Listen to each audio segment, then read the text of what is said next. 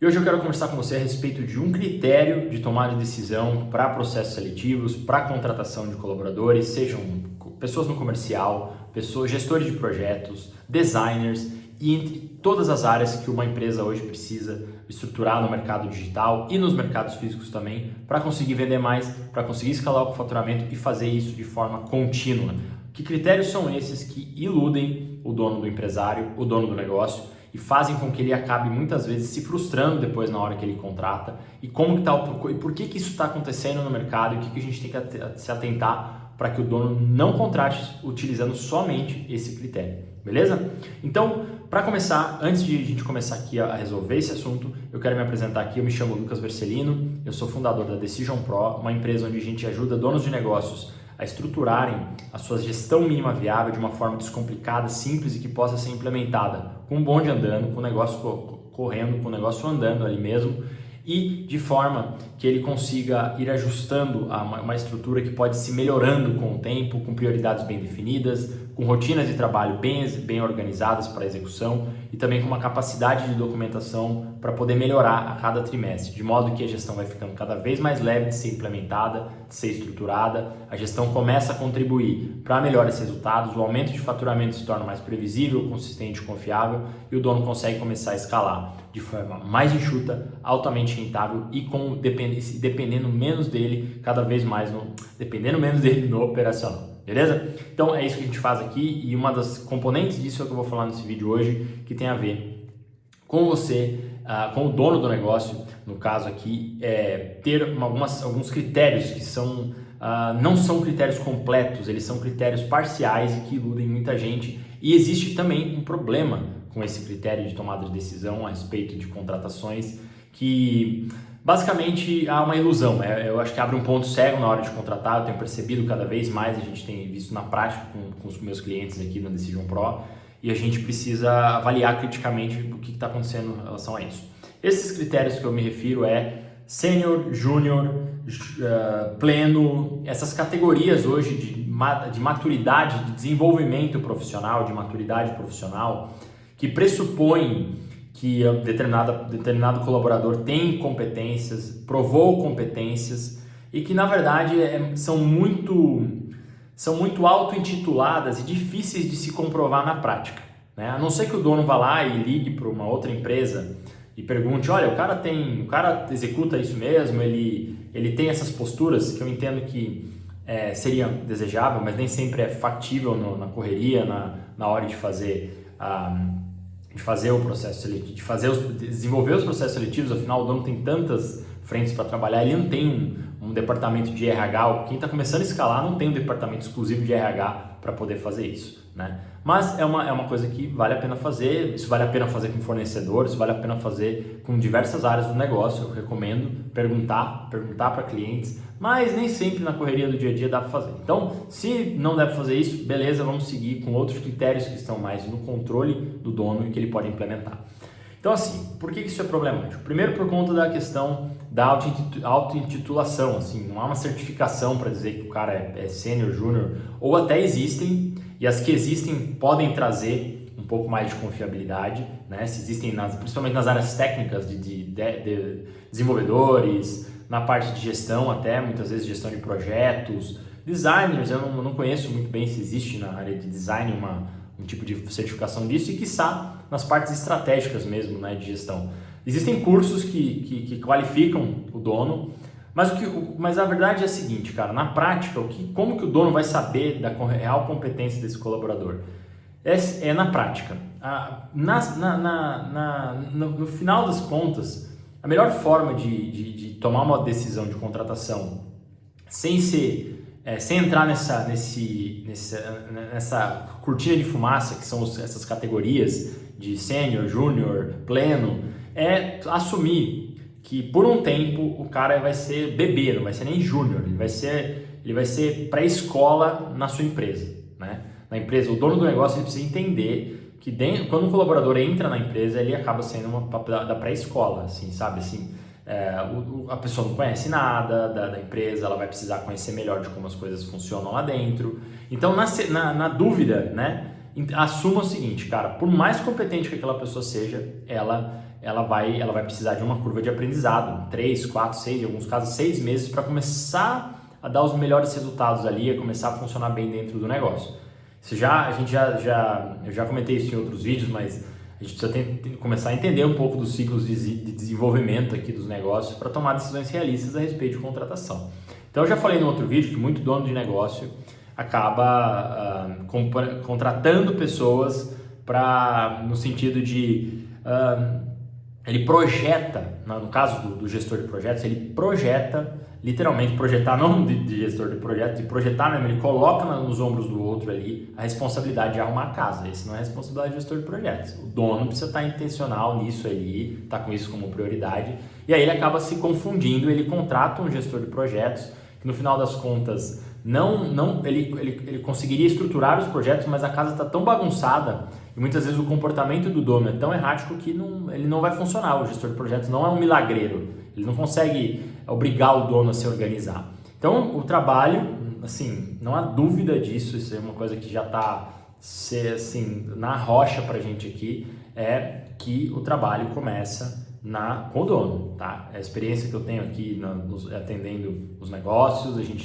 eu percebo essa questão, o dono precisa mudar. Se ele não mudou, às vezes o dono já mudou de consciência, mas ainda não tem a organização, o dono precisa organizar. Eu estou falando aqui de uma organização mínima viável, tá? De mínima viável, para que ele possa receber pessoas. E nessa organização que o dono começa a fazer, ele vai se capacitando também, que a gente ensina aqui, que é como você ter filtros adequados para contratar uma pessoa. Então, um desses filtros é entender o problema que precisa ser resolvido, transformar esse problema num projeto de 3 meses, com começo, meio e fim, entender quais são as qualificações, quais são os requisitos, o que precisa ser resolvido de fato e depois se pensar no cargo.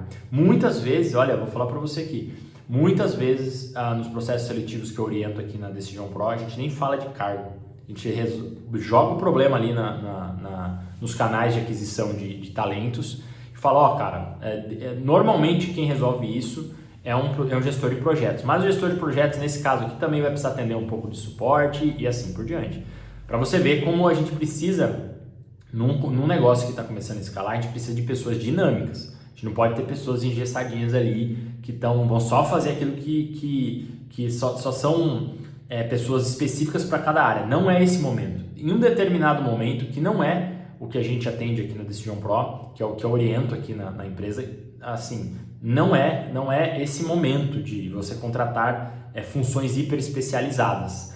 Negócios que estão começando a escalar, e eu aqui na Decision Pro atendo clientes que já estão faturamento de empresa grande muitas vezes, né, faturando mais de 100k mês em alguns casos, né, até mais em outros casos também, alguns na faixa de 50k, que já é um faturamento considerável se você for pensar. Nesse caso, ou aqueles que estão saindo do modelo individual de empresa, indo para um modelo mais estruturado, essa parte de tomada de decisão a respeito de quem contratar, de que jeito formar, o dono precisa estar muito atento para que ele não caia nessa armadilha de sair contratando, de sair acreditando que existem pessoas prontas, tá? Porque senão ele vai cair nessa tentação de achar, de numa área que é júnior dentro da empresa dele, ele vai contratar um colaborador hipercapacitado.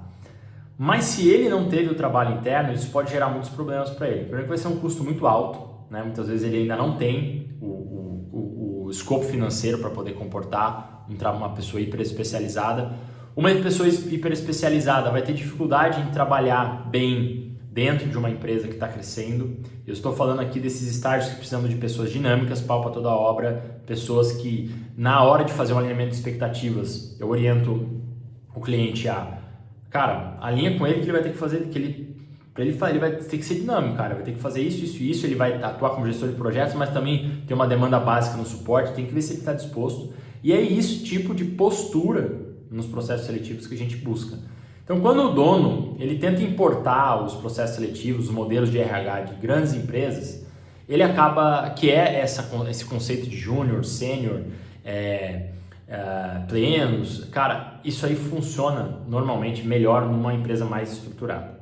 Isso é mais para frente. Então, nesse momento de começo de crescimento, de ajustes, de arrumando a casa para poder crescer, evita cair nessas armadilhas, porque essas auto-intitulações elas não são tão confiáveis assim. Então, por isso que a gente sempre eu oriento aqui os meus clientes a fazerem um experimento de 3 meses para rolar uma calibragem. E no processo seletivo, eu já falei isso em outros vídeos e vou falar em mais vídeos em mais detalhes sobre isso, que não é o foco hoje aqui, a fazer o Sprint Pro, que eu chamo, que é um desafio. Logo depois que se faz uma entrevista bem curtinha, já se joga um desafio para ver como que essa pessoa vai se portar.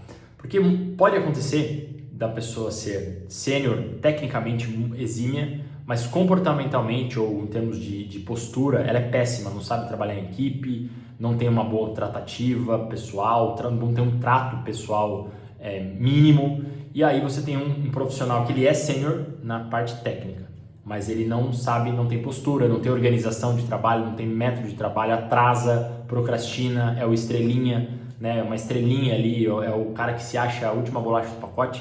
Então, cuidado para usar esses critérios na hora de fazer seu processo seletivo, principalmente se você está fazendo o seu negócio escalar, o seu negócio está numa fase de estruturação e você precisa arrumar muita coisa ainda na tua gestão.